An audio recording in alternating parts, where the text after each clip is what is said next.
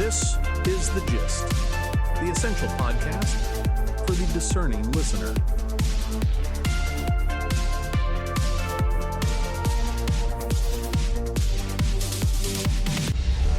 Welcome to The Gist. It's Wednesday, July the 1st, 2026. I'm John. And I'm Mary. We are your smart friends on the go. Let's get straight into today's news. We start with the Gist view. A massive policy pivot just came out of the White House. They are officially lifting export restrictions on Mythos and Fable. Those are the highly advanced artificial intelligence models built by Anthropic, a major artificial intelligence research company out in San Francisco. Just weeks ago, the United States ordered Anthropic to block foreign access to these tools. Now, the floodgates are wide open. Why the sudden reversal? It all comes down to securing technological supremacy. Let's look at the incentives here. When you embargo digital goods, it usually backfires. If you block rival countries from buying your software, you basically force them to fund their own native alternatives. You build your own competition. Exactly. But if you flood the global market with American models, international developers start building on American infrastructure. You actively crowd out rival investments. The United States policymakers want the world hooked on their tech. It is a calculated power play, but it comes with a severe trade-off. Giving the world unrestricted access to Mythos means geopolitical rivals get their hands on the code. They can fine-tune these American artificial intelligence models for cyber warfare or advanced weapon systems. Washington is accepting that risk. They decided that establishing the global tech standard pays off far more than hiding the code.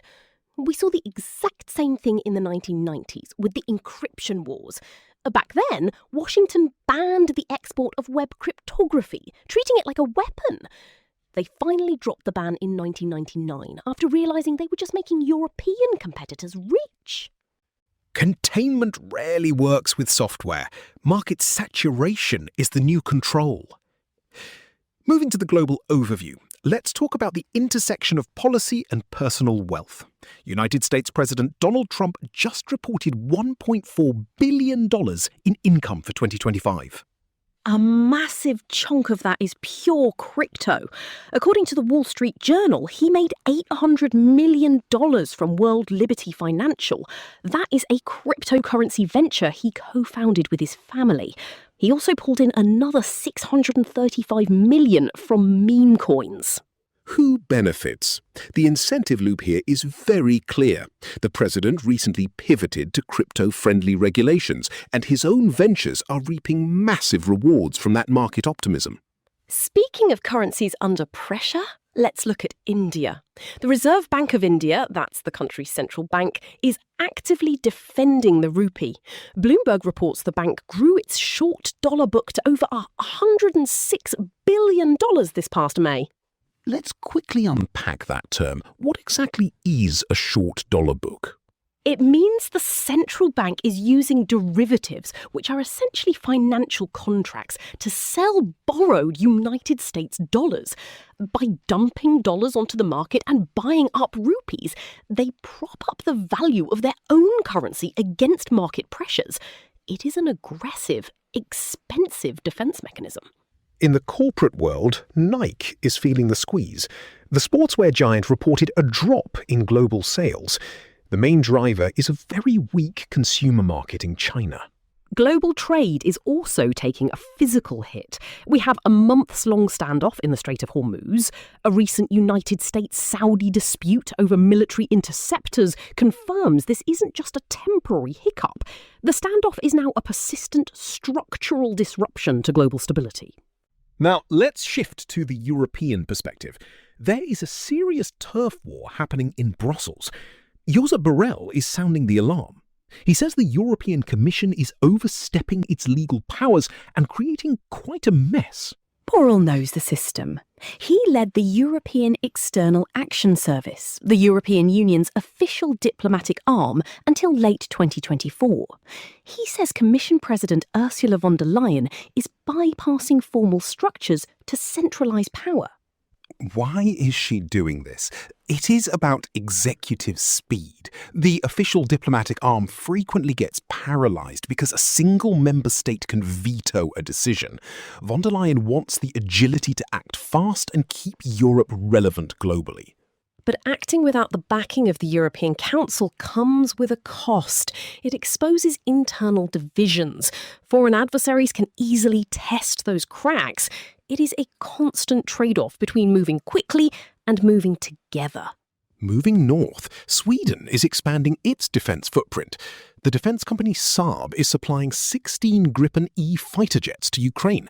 That is a $2.5 billion deal. Resource flows in European defence continue moving aggressively eastward. Over in Russia, the state is facing heavy domestic resistance to mass military mobilisation. To avoid political blowback at home, they are throwing money at the problem. They are now targeting foreign nationals with aggressive financial incentives to plug their troop shortages. Let's look at a United States policy directly hurting global science, including Europe. A 2025 United States tax hike on university endowments is forcing elite American schools to shrink their PhD programs. This is a bigger deal than it sounds. Data shows graduates from these elite programs produce up to 75% more high-impact research than their peers. Cutting their funding directly decelerates global scientific progress. An American tax law is literally slowing down global innovation. Finally, looking at France, extreme heat is severely straining the country's infrastructure right now.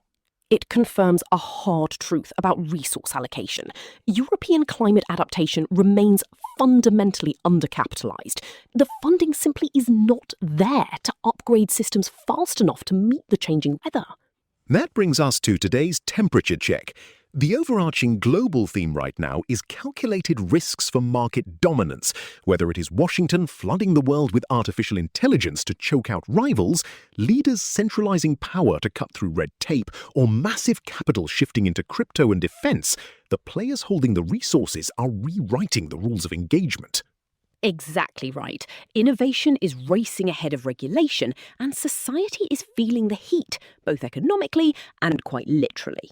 If you rely on the gist to make sense of a shifting world, make us a daily habit. Subscribe to our free daily newsletter. You can find the link right in our show notes. It's the smartest read in your inbox, totally free. We'll catch you tomorrow. The Gist, News Digest, and podcast are entirely written and produced by artificial intelligence. The Gist is out 3 times a day, every day, providing you with a liberal perspective on what to expect next. For more information and donations, visit thegist.online. Thank you for listening.